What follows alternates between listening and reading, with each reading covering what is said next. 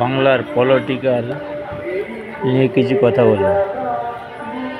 পশ্চিমবাংলায় 4-5টা দল, বড় দল, রাজনীতি দল আছে। তার মধ্যে অন্যতম দল হচ্ছে কমিউনিস্ট, অর্থাৎ সিপিআইএম, বামফ্রন্ট। কিন্তু বামফ্রন্টের নীতি আদর্শ এবং অন্যান্য দলের নীতি আদর্শ আসমান আর জমিন হচ্ছে ফারাক।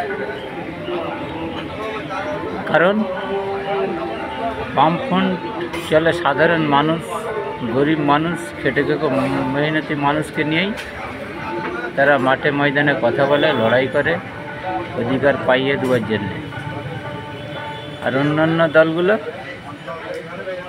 পুঁজিপতি দল, ডানপন্থী দল, যেমন তৃণমূল, বিজেপি,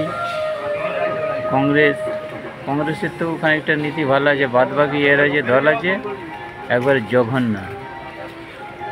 বিজেপি মানুষকে খুন খারাপি করছে, ধর্ম নিয়ে রাজনীতি করছে,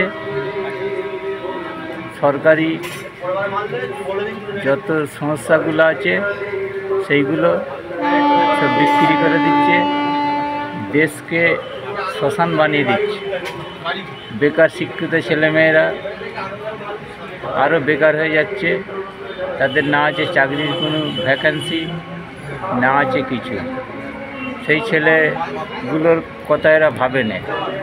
এরা খালি কোথাও মসজিদ ভেঙে মন্দির করবে, কে জগন্নাথ মন্দির করবে, পুজো প্যান্ডেলে যেন আড়তের মাছ বিক্রি হচ্ছে, দর তুলতেছে 30, 40, 50, 80, 85, 90, 95, 1 লাখ, 1,05,000, 1,10,000 মাছের যেন দর তুলতেছে। ভাই, পুজো প্যান্ডেলে টাকা দিচ্ছে না, মাছের যেন বাজার বসেছে। এইসব রাজনীতিবিদ যদি দেশে থাকে, দেশটা কোন দিকে যাবে? আমফান ঝড়ের মতো উড়ে চলে যাবে পশ্চিমবাংলার মানুষ অনেক মুখ্যমন্ত্রী, চিফ মিনিস্টার দেখেছে, কিন্তু এরকম চিফ মিনিস্টার জীবনে দেখেনি কেউ। কিন্তু যাই হোক, এরা কি ভাবে আমরা কিন্তু নিজেরাই ভেবে পাচ্ছি না। শিক্ষাটাকে পুরো শেষ, শ্মশান বানিয়ে দিয়েছে, কর্মস্থানটাকেও শ্মশান বানিয়ে দিয়েছে। আর যে হসপিটালগুলোই তুলাবাজি হচ্ছে, ওষুধ 2 নম্বরই হচ্ছে, স্যালাইনের পানিতে সাদা পানি ঢুকিয়ে দিচ্ছে।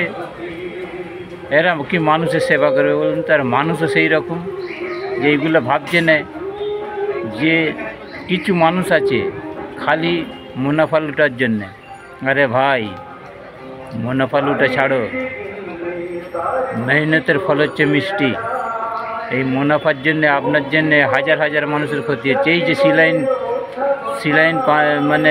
সিলাইনের ভেতরে সাদা পানি ঢুকাচ্ছে, ওই পানিটা মানুষের শরীরের ভেতরে কীরকম অবস্থাটা হবে?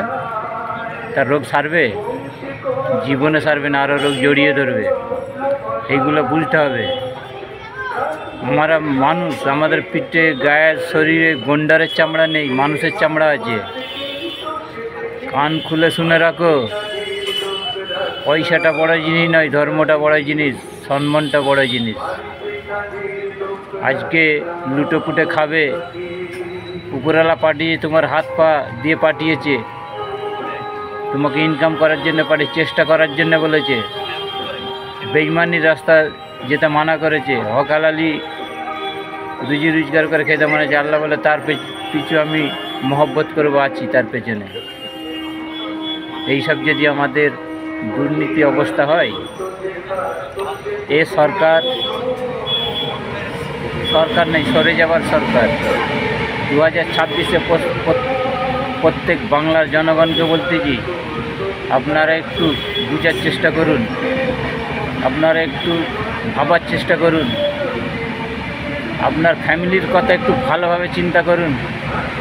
আপনার ছেলে বাড়িতে ধরুন 2-3টে ছেলে মেয়ে আছে, তাদের কথা কি আপনারা চিন্তা করবেন না? তাদের ভবিষ্যৎটা কোন দিকে যাবে?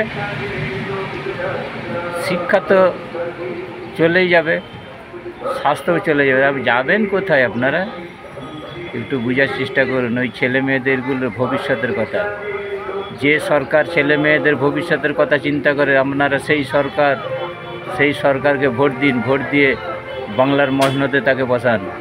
34 বছর তো এইরকম হয়েছিল নি, হসপিটালে ডাক্তারকে রেপ, হসপিটালে আজকে উলুবেড়িয়াতেও রেপ হয়ে গেল। 2011 সালের পর থেকে রেপেতে বাংলা সারা পৃথিবীর 1 নম্বর। এটা 34 বছর ছিল নাকি? যে বাংলার সুনাম ছিল জ্যোতি বসু, আজকে এই বাংলা থেকে মানুষ দেশ বিদেশে গেলে তাকে প্রশ্ন করতো, হিন্দিতে বলুন আর ইংলিশেই বলুন। হিন্দিতে যদি বলতো আপ কাহা কা রহনে वाला है, তখন উত্তর দিতে হাম লোক কলকাতা কা রহনে वाला है। বলে ভেরি গুড, তাকে ধন্যবাদ জানাতো। আর এখন যদি জিজ্ঞাসা করে আপ কাহা কা রহনে वाला है, বলে হাম बंगाल का रहने वाला है। बोले चोरों का रहने वाला तो ममता बनर्जी का चोर का मंत्री है, उसी का आदमी है। পুরো ইতিহাসটা মান সম্মান মাটির সঙ্গে মিশে গেছে সারা পৃথিবীব্যাপী। সারদা চুরি, নারদা চুরি, হ্যাঁ, বুড়ো লোকগুলো সব, বাবা তুল্য লোকগুলো সব বান্ধবী রেখেছে 5টা 6টা করে। এরা সমাজকে শিক্ষা দিবে? এরা নিজেরাই শিক্ষা নিতে পারে না। মেয়ের তুল্য লোক তাকে বান্ধবী রেখেছে। পার্থ চ্যাটার্জি, শোভন চট্টোপাধ্যায়, এদের অবস্থা দেখুন। এই দলটার নীতি, এক পা শ্মশানে চলে গেছে, কবরের দিকে চলে গেছে, তারা ইয়ং বান্ধবী রেখে দিয়েছে। এই লজ্জা থাকা উচিত এদের। এরা কি মানুষের সেবা করবে? এরা নারী নিয়েই ব্যস্ত। সমস্ত বাংলার মানুষকে বলছি, আপনারা একটু বোঝার চেষ্টা করুন। বাংলাটা আগে সবুজে ভরে থাকতো, মাঠঘাটগুলো সব শ্মশান হয়ে গেছে, জঙ্গলে ভরে গেছে। মানুষের ঘরে 30, 40, 50, 100 মণ করে ধান থাকতো, গুলা শূন্য হয়ে গেছে। ধানের গুলা শূন্য হয়ে গেছে। মানুষের মনটাও শূন্য হয়ে গেছে। গুলা শূন্য, মানুষের মন শূন্য। রাজ্যের শিক্ষা, মাস্টার, স্কুল কলেজগুলো শূন্য হয়ে গেছে। বামপন্থীদের বলে শূন্য বামপন্থীরা নয়, শূন্যই তৃণমূল করে দিয়েছে রাজ্যটাকে শূন্য করে দিয়েছে। তো এই শূন্য একদিন ওরা নিজেরাই চোখে দেখবে শূন্য কাকে বলে। কিন্তু বামপন্থীরা শূন্য নয়, মাঠে ময়দান আছে, অফিস আদালতে আছে। আজকে পুলিশগুলোকে ফুটো জগন্নাথ করে দিয়েছে। তারা রোটে তুলাবাজি করছে, গাড়িওয়ালাদের হাইরানি করতেছে। কোথায় আছি আমরা? ভাবার বিষয় আছে। 2026-এ একদম ভুল করবেন না আপনারা, আপনাদের রিকোয়েস্ট করে বলছি। যেমন 1977 সালে কমরেড জ্যোতি বসুকে বিপুলভাবে ভোট দিয়ে মানুষ জয়যুক্ত করেছিলেন, সে সকল মানুষকে ধন্যবাদ জানাই। এবং 2026-এ এইভাবে আপনারা বামপন্থীদের বিপুল ভোটে জয়যুক্ত করে আবার বাংলায় মসনদে বসান সেই বামপন্থীদের ঘরে। স্বাস্থ্য বজায় থাকবে, শিক্ষা বজায় থাকবে, চাষবাসগুলো মাঠে সবুজ ভরে উঠবে, সবুজে মানুষের গুলায় ধান উঠবে, কর্মস্থান বজায় থাকবে। এই সকল চিন্তাধারা করতে দিন বামপন্থীদের ঘরে। বেকার শিক্ষিত ছেলেমেয়েরা বছরে পরীক্ষা হবে, চাকরি পাবে তার মাধ্যম দিয়ে। প্রত্যেক গার্জেনদের কথা বলছি, কি বিজেপি, কি তৃণমূল, কি আইএসএফ, কি কংগ্রেস, কি বামপন্থীরা সমস্ত মানুষের পাশে থেকে কাজ করবে। ওই দল করে, ও কংগ্রেস করে, বিজেপি করে না। বাংলার মুখ্যমন্ত্রী হলে সে সমস্ত মানুষের মুখ্যমন্ত্রী।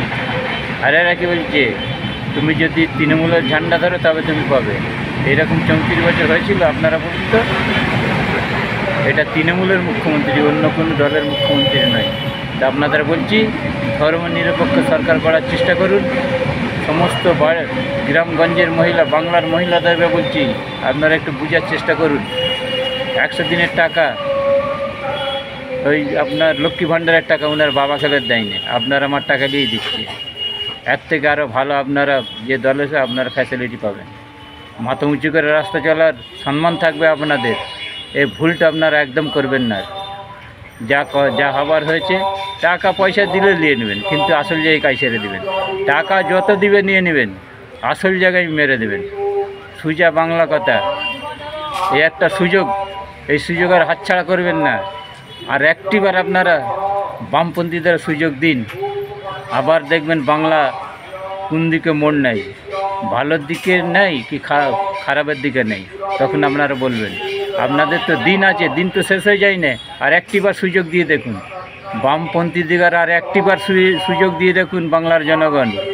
আপনাদের বারবার বলছি, আর আমি ভিডিও করলে এই কথাই বারবার বলবো, আর একটিবার সুযোগ দিন।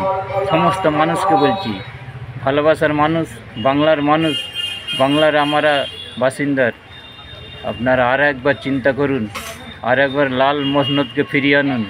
আপনাদেরকে অসংখ্য ধন্যবাদ, লাল সালাম। আগামী দিনে বাংলা যেন লালে লাল হয়, এইটুকু আপনাদের কাছে আশাবাদী।